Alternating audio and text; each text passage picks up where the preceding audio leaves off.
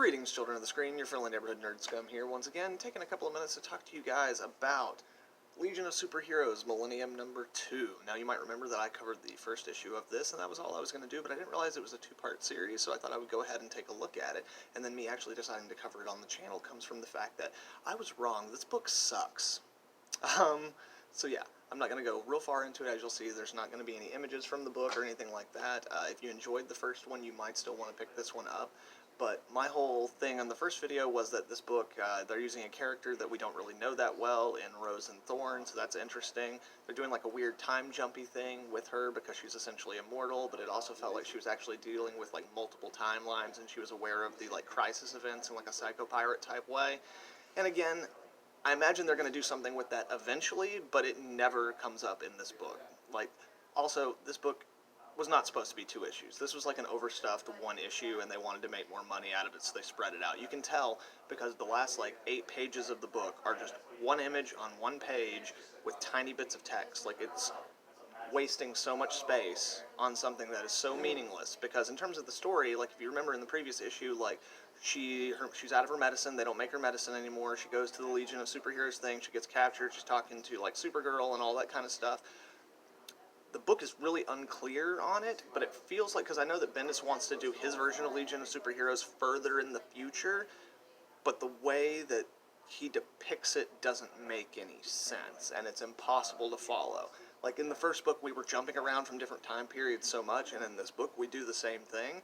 It's unclear what he's trying to achieve, or what the point of any of it is, other than the fact that he's trying to backload us with little bits of information that Rose/Thorn knows for when we go into the proper series. That's the only thing I can guess, because really that's all this is supposed to be, is it's a setup to his new version of Legion of Superheroes. Like, again, the stuff with Thorn is interesting, and the stuff like with the dynamic between Rose and Thorn is interesting, but it actually plays very little part in the book.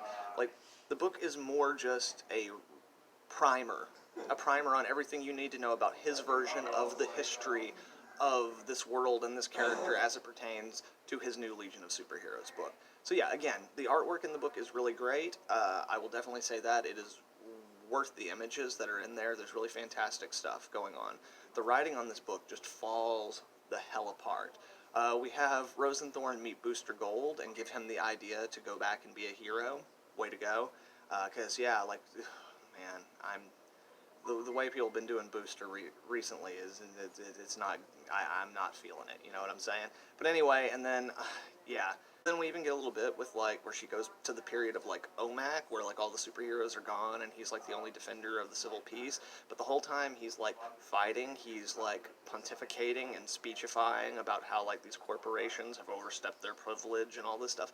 Like, it, all of a sudden, out of nowhere, becomes a book from 3 years ago that Bendis would have written, where it's all just like, hey, here's a scene that has nothing to do with anything, but we're going to shove it full of political commentary that doesn't actually matter to the story or to the reader or to these characters, so that you feel like what you're reading is important and vital to this time and period, even though the fact is, it's in no way, shape, or form relevant to this story or anything that's happening. So the book just stops for a minute so he can do that.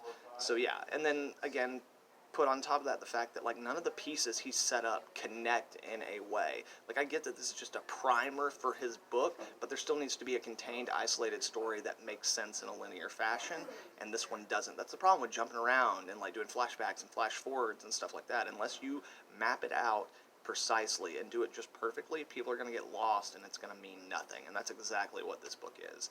Like, it's got a lot of cool ideas in it, it's got some great art in it, it's got a lot of fun aspects to it, but at the end of the day, it's not a solidified book, it's not a solidified story. It's just been going, oh yeah, and this, and this, and this, and this, oh, and that thing over there too, yeah, I'm going to bring that in, and oh, here's some funny social political commentary of the modern day, ha ha ha ha, now back onto the meaningless bullshit that doesn't matter.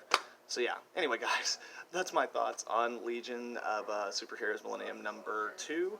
Again, like, I didn't realize it was a 2-issue book. I kind of thought it was going to go further, and I feel like if this had been like a 6-issue miniseries really focusing on this exact same story, it might actually have been pretty good. Even though I feel like at the point Bendis is at right now, we would have a lot of the same writing problems in terms of, like, dialogue and not knowing what to do with the tone and not knowing how to connect all the pieces. And again, I've said it before, I'll say it again, Bendis is not a bad writer, but he's been doing this long enough that, like, it seems like he's bored and just trying things, and when he's not doing that, he's just doing an impersonation of Brian Michael Bendis' writing. So yeah. Anyway, like I said, guys, the first book I found interesting. I thought it was kind of cool, but I don't recommend this one, and if this is any indication, I'm not sure if I recommend his Legion of Superheroes either. I was really excited to have a book by Bendis that I kind of like, but it's the same problem as like the Young Justice book. It started off with an interesting premise if you can get away from all the continuity stuff, but at the end of the day, it just doesn't hold up. It just falls apart. So anyway, guys, thank you for watching. Hope you enjoyed this video. If you like, give a like, share, and subscribe, and I'll see you all next time. Nerd Scum, out.